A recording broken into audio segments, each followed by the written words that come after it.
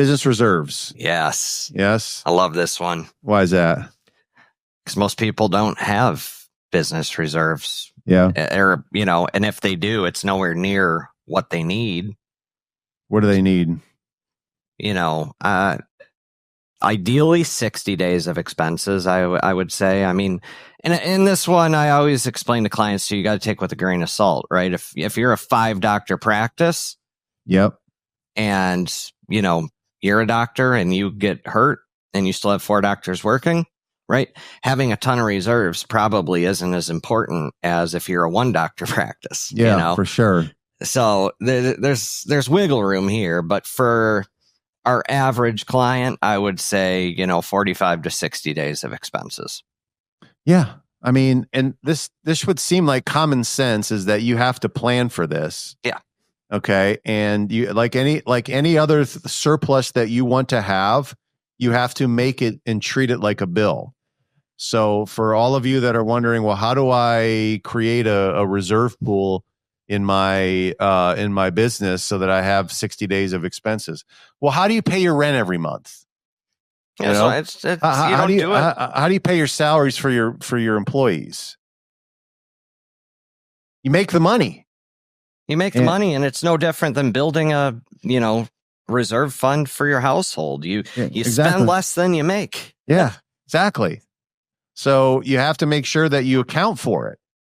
Yeah. And this goes back to you have to add this in as a bill, and it's going to create more of a necessity for your business to be able to make it. I mean, it's not rocket science. No. Okay. But it's a very important stat, because, if there's a zombie apocalypse, which, I think Gersh thinks actually is going to happen in the next 5 years. We can only hope. Where, people are your businesses could be shut down again. You're going to need to make sure you have money. Pure and simple.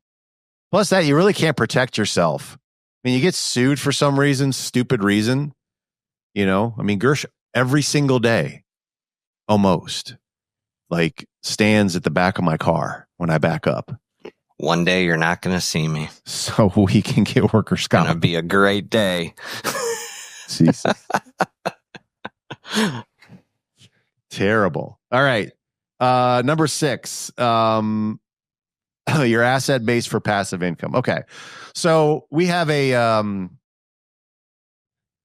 what do we have? We have a stat called the RIMI, where there's a certain asset base that we want people to have that will allow them to generate enough quote unquote passive income that could pay for their basic lifestyle. Okay. Yeah. I mean, your RIMI, to define that for anyone who doesn't know, your RIMI is basically, okay, when I'm retired, how much do I need coming into the household each month to cover my basic costs of living? Yeah. So let's say your basic costs of living are, I don't know, like $10,000 a month. Yep. Okay. That's $120,000 a year. Yep. So how much would I need in RIMI assets to be able to cover $10,000? I think it's 2.4 million. 2.4. Yeah. Okay. Yep. So I need 2.4 million in assets generating an income to be able to do that. Okay.